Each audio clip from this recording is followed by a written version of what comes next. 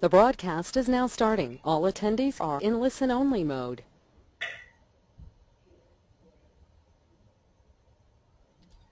All right, I think we're about ready to get started. My name is TJ Van Tol, and as Sam mentioned, I work for Telerik. I work with Sam here in the US, and I'm going to be giving you a little bit more of a hands-on demo of the Telerik AppBuilder and the Telerik platform as well.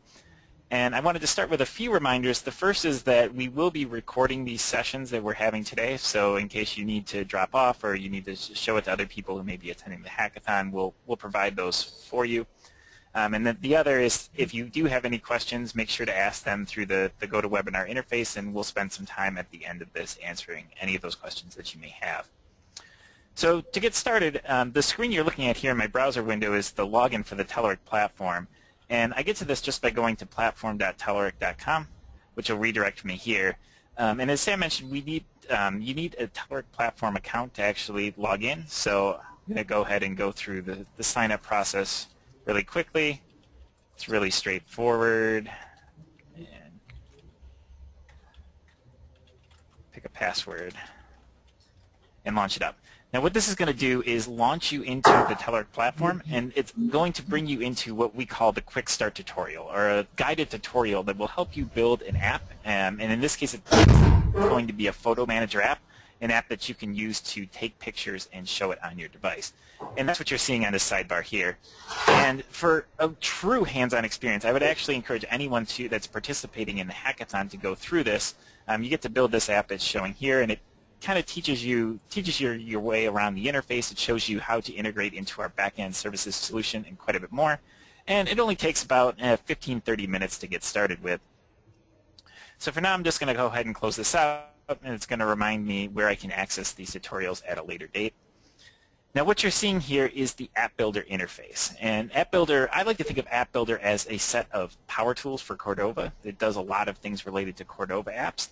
But it's really, at its core here, just a text editor, at least the browser editor is as well. So what you're seeing here is just a way I can edit my index.html file. I have this project navigator where I can see the various files that make up my project. And since this is a Cordova app, you see Cordova as well. So this is fairly straightforward, and I think anybody familiar with an IDE would have a general sense of how to use this thing. One thing about AppBuilder is we don't really care what sort of project or what sort of libraries or frameworks you want to build to use your app. And so if I go into my app here, you can see that we default to a Kendo UI mobile app. That's what the Quick Start tutorial is built with. But you can go in here, and we have this Manage Package interface built in, which if you're using Kendo UI, you can switch between different versions of Kendo UI.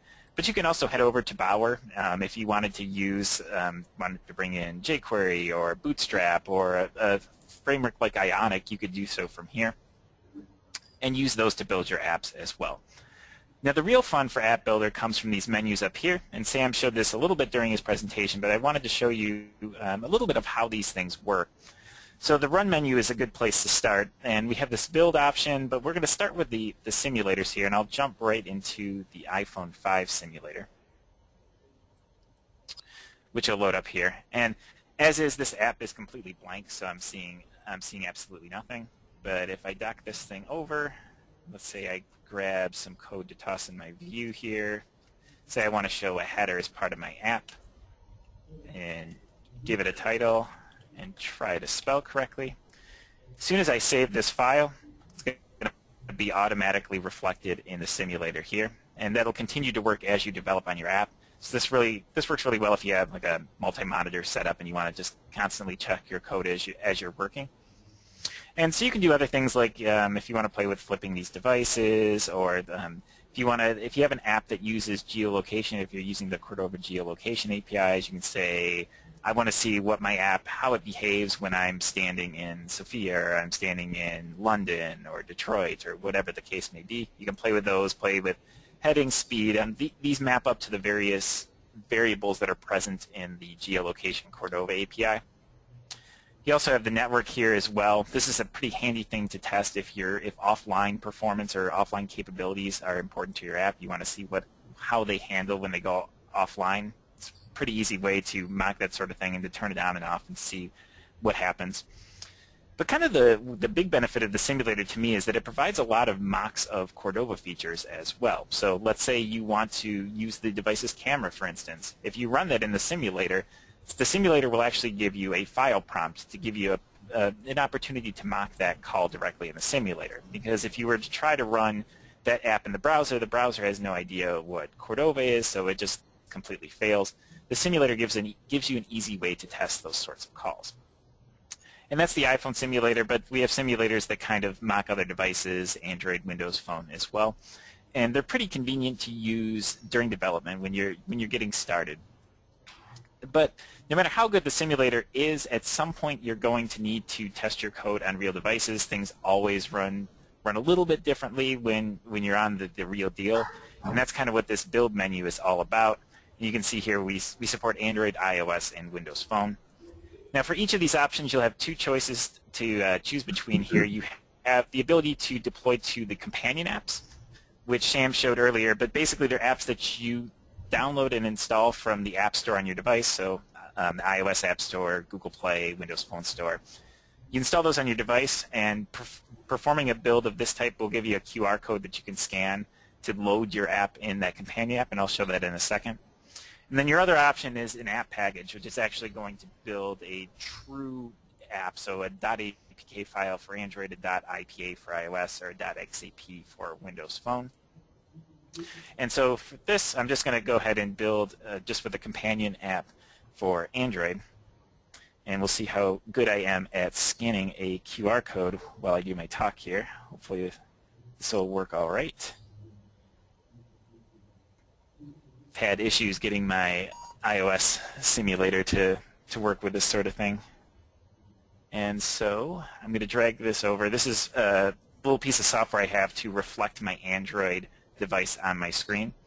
And so what I just did is scan this QR code using this device, and what it should do is load up this app that I'm developing here. Give it a second to load up. Close that down. But the cool thing is, once this loads up, I'll have the ability to actually change my code here that I'm developing and see those changes get pushed to my device. So you can see the title here is Hello World. So I'm going to go ahead and change that here, switch back to my device. Now what I need to do on my device is perform what's known as a three-finger tap. It's a gesture that we have in the AppBuilder companion apps, which basically just means push 3 fingers down to my screen. So I'm performing that gesture now, which you can't actually see me do. But once I do it, it's going to ping the code that lives in the cloud and say, okay, well, what changed? Let me pull this down and re-render your app for you. So you can see that change to my title got pushed out here. And this is really powerful for doing quick testing of mobile apps, because this code here is running in a true Android web view. It's not a simulation in any sense. It's actually the real code that runs on this device. And that also means that calls, things like Cordova calls are going to work as well. So if you need to run the camera, for instance, you're going to get the true camera to run on your device when you're running through the companion app. So it's pretty slick. It's a really quick way of doing this sort of testing. You can get multiple companion apps going at once. I frequently have my iOS, Android, and Windows Phone devices sitting out and just have them all in a row to see how my app changes as I develop it. So it's pretty slick. Sometimes, though, at a certain point you may need to perform a true build to get an app package on your device. And the reasons to do this would be there's some things that you just can't test when you're running in a companion app. These would be things like icons, for instance. To get an actual icon that lives on your home screen, you're going to need a true app package. There's things like splash screens and permissions. So when you get to the point where your app is getting fairly ready to go, you'll probably want to go down to the route of building a true app package.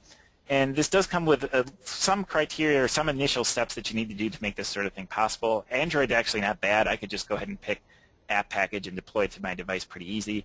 But there's a bit more that you have to do for both iOS and Windows Phone, and iOS is particularly a bit painful. To build a true app package, you have to be a member of the iOS Developer Program, which is a $99 a year club. You also need to set up certificates and provisioning profiles. Now, there's nothing we can do on AppBuilder side to actually make those criteria go away because Apple doesn't offer any API, so really any vendor that's helping you build iOS apps, you can't possibly get around this. But what we do offer is full documentation that walks you step by step through that process. We help you out as much as we can. And then we also have the ability for you to import your provisioning profiles and your certificates, your cryptographic identities, directly into AppBuilder, so that once you register those with us once, and again our docs walk you explicitly through doing that, that once you do that, we can perform those true app package builds for you. So that's all the different options you have for running your code from within the browser client, and that's what this Run menu here is all about. The other cool part of AppBuilder is that it has version control baked into the product itself. And what that means is that you get a Git repository that's built for you that you can build and maintain in your project without any extra work. So for instance, I could commit these changes that I just made to my index.html file, add a commit message, those type things. But if I don't want to use the integrated version control, I also have the ability to work with any remote repository. So I could configure a remote repository. Let's say I want to store my code on GitHub or Bitbucket or something like that. I can work with remote branches. I can push and pull. I can manage merge conflicts and such. And I can do all of that directly within the AppBuilder tool, which is pretty slick. The last option, which I won't get into too much here, is we also provide some helpers to help you publicly distribute these apps if you're looking to go to an app store. We also have Telerik App Manager here as well if you're interested in, say, deploying an app to beta testers, for instance, or internal people. If you're working at a company, you can use Telerik App Manager to do something. Especially if you're not all that interested in going into the public app stores, there's plenty of apps that meet that criteria. But I'm guessing in a hackathon you may, in the limited time frame, probably not going to be too worried about getting it out into the public app store, although that would be pretty cool if you did. So then the last part I want to show kind of in this interface is some of the things we do around Cordova tooling. So I mentioned Cordova is a big part of AppBuilder. AppBuilder builds on top of Cordova and tries to provide a lot of tooling for it. And these other two options I see in the menu here, my plugins and my properties build into that. So I'll go into the properties first. And what you have here is a UI that helps you configure things, just generic things about your app. So things like, what's my app identifier, which is important on a number of different mobile platforms. What's the display name of this app? What's it going to show up as when the app is installed on my device? Who wrote it? What's the version? Things like that. Portrait versus landscape. If you wanted to only allow your app to be used in portrait mode, you could do that there. And then kind of getting into the more various OS-specific things, like on iOS, you have things like maybe your app needs access to the user's location even when it's living in the background. You could enable that sort of thing here. You could enable which devices, like I only want to support iPhones, and this is an iPad-friendly app. You can do things like icons and splash screens. One thing cool we do here, anyone that's developed an iOS app before knows that these things have, the iOS icons are insane. There's way too many of them, and they have this crazy naming scheme that's very important in these dimensions that are somewhat arbitrary. So we provide these little upload controls, which these are just file uploads. But one thing we do is we'll automatically resize icons for you. So let's say you just have one icon that's the biggest of these sizes, like 152 by 152. You could really, any of the square icons, you could upload the same ones, and we'll intelligently resize that for you just to make that process a little bit easier. Do the same sort of thing with splash screens because, of course, iOS has several different sizes for that as well. But we help you out as much as we can. We give you little helps of what these dimensions are and provide little help with that so that you don't have to worry about the naming schemes at least. Android has the same basic things. Android's icons are a little bit more sane. Their permissions are a little bit crazy, but we give you, again, just quick name and description so that you can toggle the permissions that you need.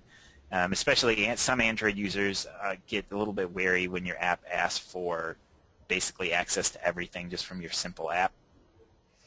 And then the same sort of thing in Windows Phone as well. They have tile images as well. But the overwhelming theme of this is we want to provide, and what AppBuilder tries to do is provide you nice UIs for dealing with this stuff so that you don't have to dig into the platform-specific configuration files that are kind of a pain to manage.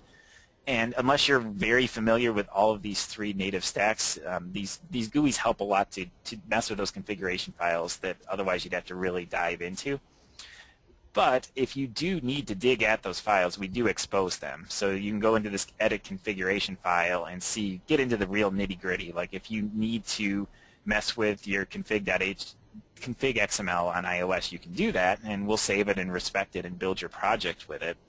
But if you just need the basic stuff, we have these GUIs to help walk you through it. So the last thing I'll jump down to here are the Cordova plugins. And by default, when you when you create an app builder project, we're going to start you off with all of the core Apache Cordova plugins, which there's about 15 or 16 of them. Now, we do that for convenience, so that when you start your app, you have access to all these things, and you don't have to go in and explicitly include those. But by the time you're ready to actually move forward with your app, you'll probably want to go in here and take away the different plugins that you don't use, just to decrease the file size of your app. And it'll also help with the build time, because at build time we actually have to install each of these plugins, which isn't that long, but trimming off a few seconds off the build can save you quite a bit of time. The other thing here is we have some other plugins that tie into some of the other Telerik platform services that I'll talk about a little bit. Things like our analytics service, our feedback service, our mobile testing service are listed here. You can also install any other Cordova plugins that are out there, and that's kind of what this custom plugins box is hinting at as well.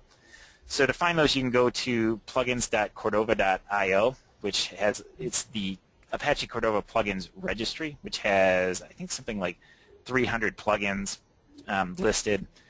Now, we at Telerik, we're big fans. We support the Apache Cordova. Actually, there's 421 plugins now, so that's grown quite a bit. So we support this ecosystem, but the one problem we had with plugins.cordova.io is that it was really hard to, when you were looking at a given plugin, define, like, is this a maintained plugin? Is this up to date? Is this documented? It could kind of get hard to sift through.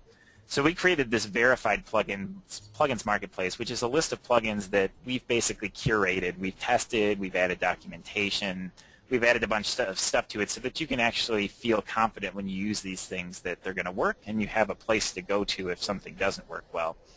So we have things like AdMob. Maybe you want to show ads within your app to try to monetize it. Background audio, barcode scanners, calendars. Maybe your app needs to integrate with the user's calendars. We have a plugin that does that.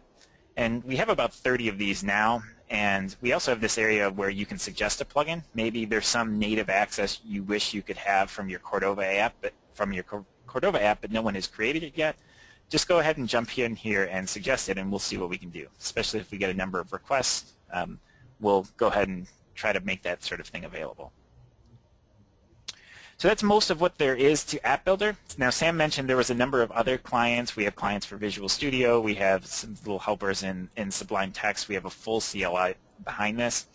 But the feature set is pretty even between all of these different UIs. So most of what I showed today you'll be able to find in all of those other clients as well. I don't really want to spend our time together necessarily going through each of those and showing where all of those things are. So if you have any questions about that, just let us know and we can help point you in the right direction. The last thing I want to show is to kind of step outside of App Builder and show you how the rest of the Telerik platform integrates into all of this. And so I'm going to jump back by clicking on my account name, which is just my name here in the top corner, which brings me to the home page of the Telerik platform. Now, when I created this account, this sample app, the photo album app, was actually generated for me, and it's got this flag with samples. And this is what's known as a workspace. And workspaces are how you organize your projects within the Telerik platform. I actually like to think of them like folders. And so if I jump in here into my photo album workspace, I just have this single project here that contains the App Builder project, which is just my code for this project. And I have the ability to add other services if I want. Now, one thing workspaces allow me to do is they allow me to configure the team, to configure my team members. And that's what this link up here is for. And this might be something that you care about for the hackathon. And it's probably something you would like to set up right away during the hackathon, because once you have a workspace, then you can invite other members to the workspace. And all you need is their Telerik platform email address. And so you can invite them as administrators, so they have the ability to create new projects or delete them or whatever, as contributors, so they can just edit the projects, change code, things like that. or you can invite people in read-only as well as simple viewers. So that's something you may want to set up on your workspace, and I'll jump back into the workspace here. So there's my App Builder project. Next thing I want to show is the backend services project. So I'm going to go ahead and create one right now. I'll give this thing a silly name just to jump into this.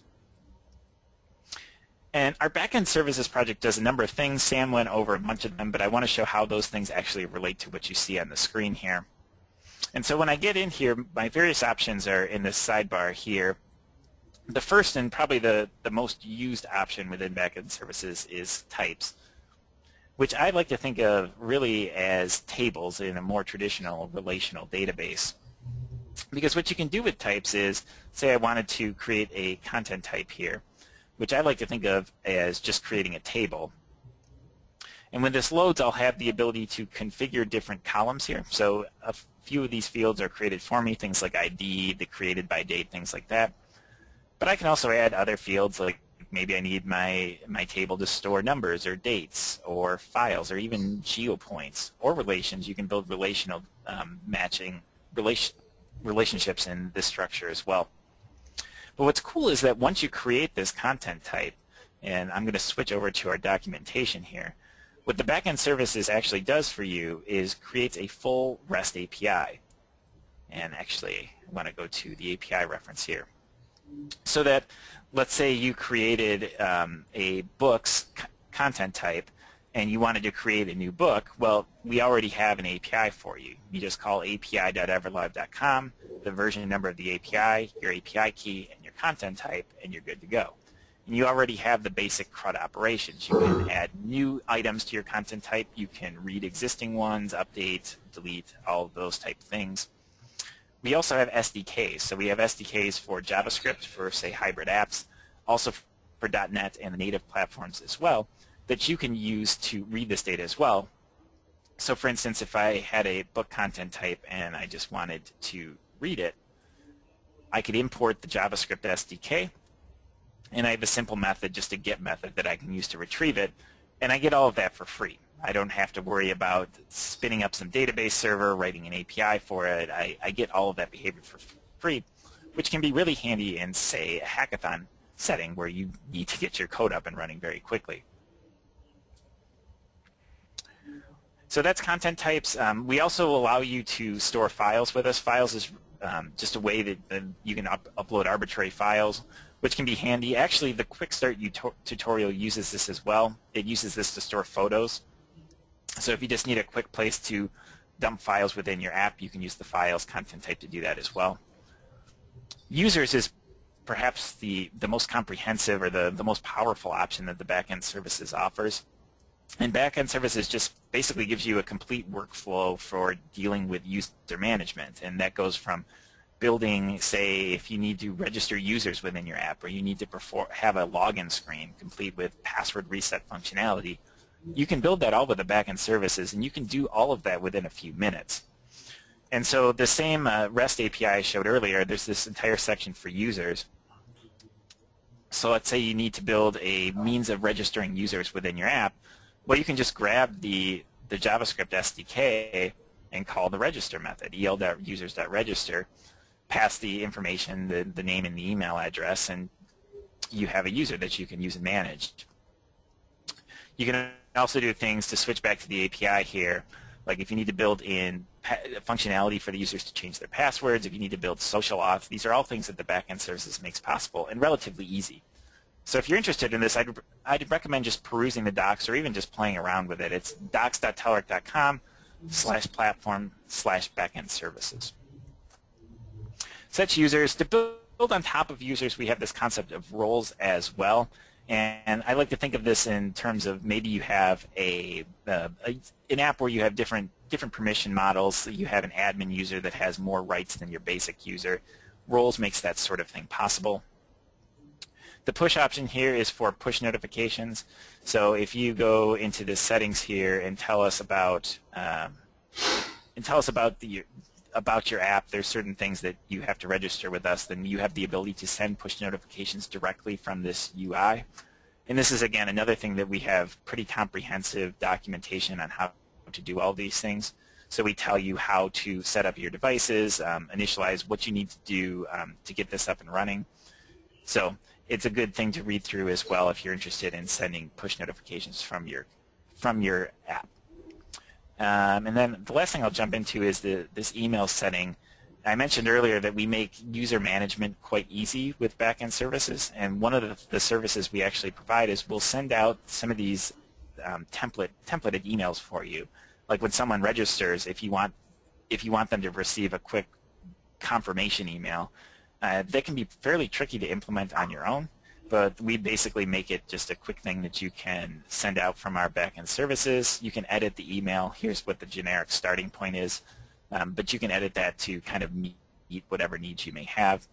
Also, things like resetting passwords, password changes will help you automate that sort of thing as well. That's most of the things that the backend services does, or at least it's the things that I think you would be most interested in for using with the hackathon itself. Now, these other boxes you see here are the other Telerik platform projects. So we have analytics, we have mobile testing, we have app feedback, and we have app prototyper. And these are all things I encourage you to check out. I think they're very useful for building, especially for building very robust mobile apps. I didn't go into much detail on them today just because these aren't things that you typically use under the hackathon setting where you're trying to get things out pretty quickly. So that's most of our browser-based interface. That's what I was going to show you here. I can show a little bit of the command line as well. Sam, do we have any questions that have come in so far? We do, but we can wait a little bit more for you to finish. Okay. So I'm just going to jump over to the command line. Let me bring that over. And I'm going to have to resize this real quick. So I mentioned that there's pretty good feature parity across all of our interfaces. In fact, I think you can do pretty much everything across the interfaces now. And so if I wanted to, say, build an app using the CLI, what I do is AppBuilder create hybrid and then give the app a name. Let's go with Hello World. Head into it. Now this is also like the app that I showed in the browser. This is going to default to a Kendo UI mobile app. I can go into run AppBuilder Simulate, which is going to fire up this app in the simulator, which apparently it's going to need to update at the moment. But the simulator works very similarly, almost identically to what we saw in the browser. And if I switch over here, if I run the AppBuilder command, you can see the various things that AppBuilder lets me do from the command line. So everything from logging in and out to the Telerik platform. We provide a lot of different sample apps. So actually I should show that. Sample.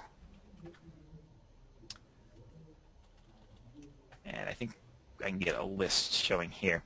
So we have several dozen sample apps that you can clone with just AppBuilder sample. And actually we show the syntax here.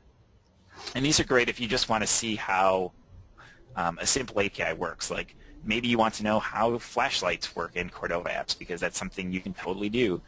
You could run this AppBuilder sample clone flashlight, kick it up in the simulator, see how to use the flashlight app, and then use that in your own applications. So the simulator fired up here, and this was back from me running AppBuilder Simulator here, which you can see the default setting of this app, which is just this simple tab strip with 3 tabs here.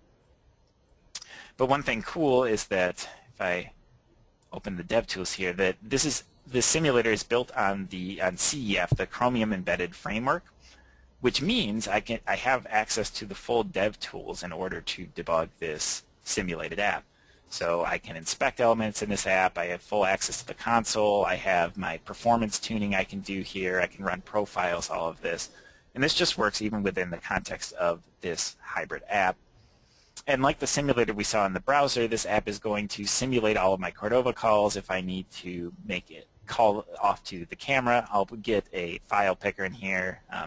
It has tools to simulate, the same tools to simulate geolocation and such. I can get to that up here, this launch instruments thing. Deal with contacts, network connections, those type things as well. So that's a quick overview of the CLI. Sam, do you want to get into the questions now? Yeah, absolutely. But let me make one quick point. I think TJ showed you most of the plugins that are available. I mean, you can go to Cordova and get the plugins registry and see everything that's out there. Or you can come to us, the Verified Plugins Marketplace, where if you get a plugin from the Verified Plugins Marketplace, you know for sure that it's going to work and it does exactly what it says it will do, and it's maintained by us and so on. So you have some confidence. Now, in the unlikely case that you do find something in your native app platform that you do not have a plugin for, something unique that you find in iOS or Windows Phone or something that you do not find a plugin for, you can absolutely go ahead and write your own custom plugin. I did post a little something in our chat window. That's the documentation from PhoneGap on exactly how to create custom plugins. It's just a few steps to create the JavaScript bridge, so you can call into C#, you can call into Objective-C, and so on. So you can absolutely write these plugins yourself.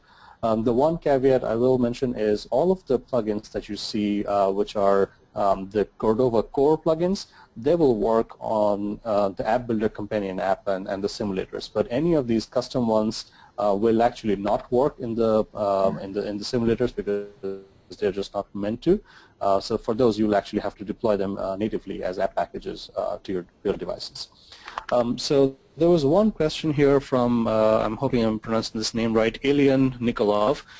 So he was asking, like when we build these app packages through App Builder, are they compiled into a native app, or I mean, is the JavaScript, HTML, the web assets really being converted into native apps? Can I see the code before it gets built? So yes and no, because this is I'm going to try to answer this carefully. So for now, the web assets, the HTML, CSS, JavaScript that you are using to build your app, they are actually getting wrapped up as web assets as is inside of an app package, right? So they all get zipped up together into the app package and deployed as is to the store and then subsequently to the devices. Because when these apps are running, this is why it's called a hybrid mobile app, because it's running inside a gigantic web view inside each platform. So for iOS, Windows, and Android, they each have their own implementation of WebView, which is kind of like a browser inside of your phones, and your app runs there. To the user, this is completely invisible because he or she does not know that it's not truly a native app, because you're using the WebView canvas to paint whatever your app needs to look like. And if you use the right JavaScript frameworks like KinderUI Mobile, jQuery, or other things, your app does seem and does look like any other native app on every platform. But just keep in mind, it is not being compiled down to JavaScript, I mean to Java or Objective-C or Swift for these platforms. These are truly hybrid apps. And this gives you the power to really make them run everywhere.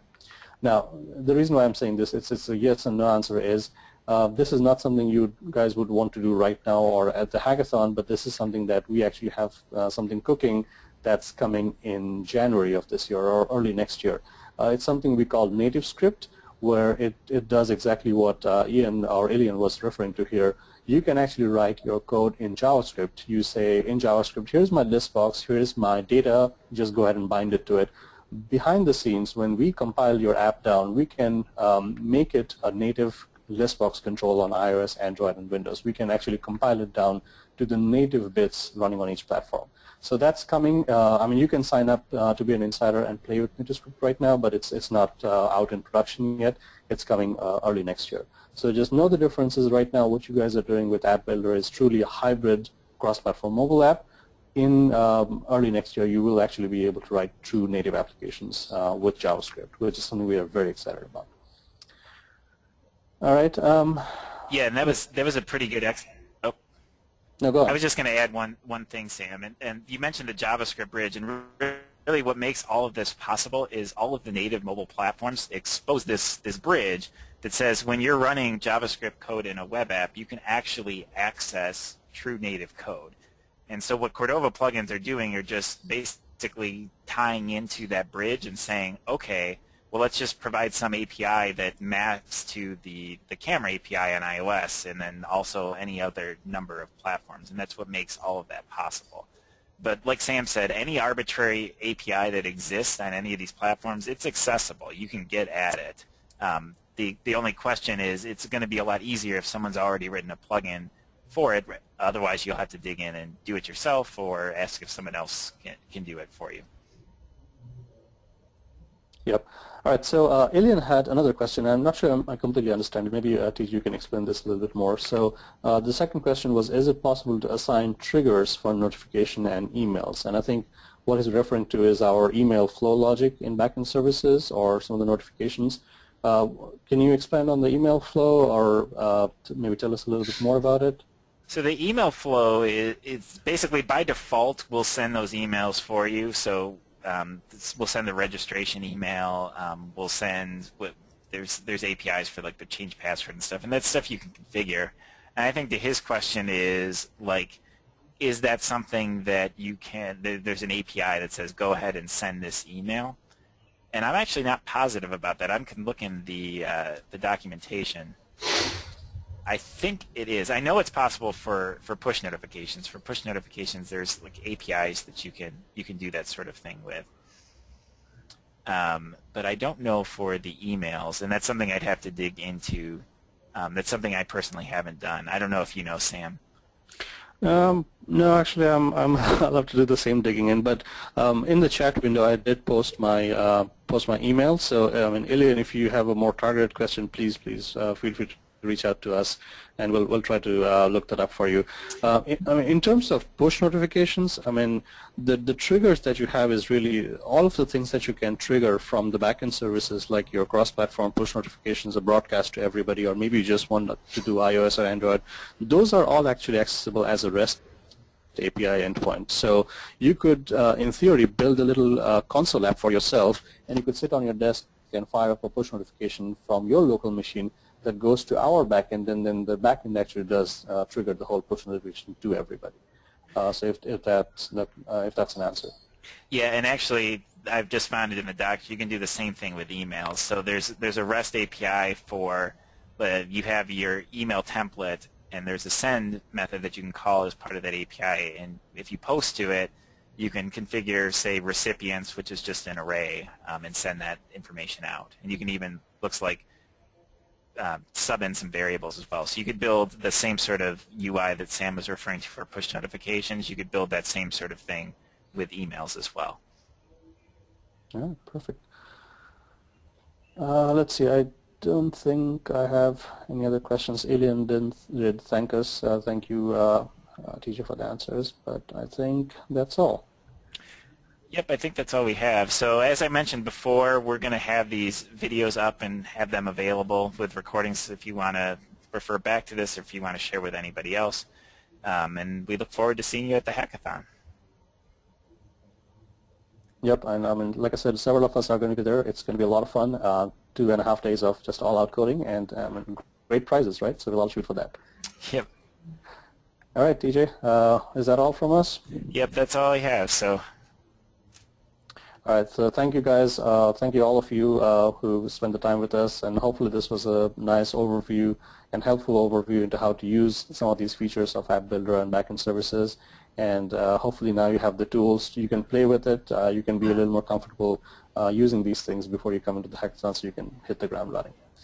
All right, so that's it from us, and I guess we'll see you soon. Yep, bye.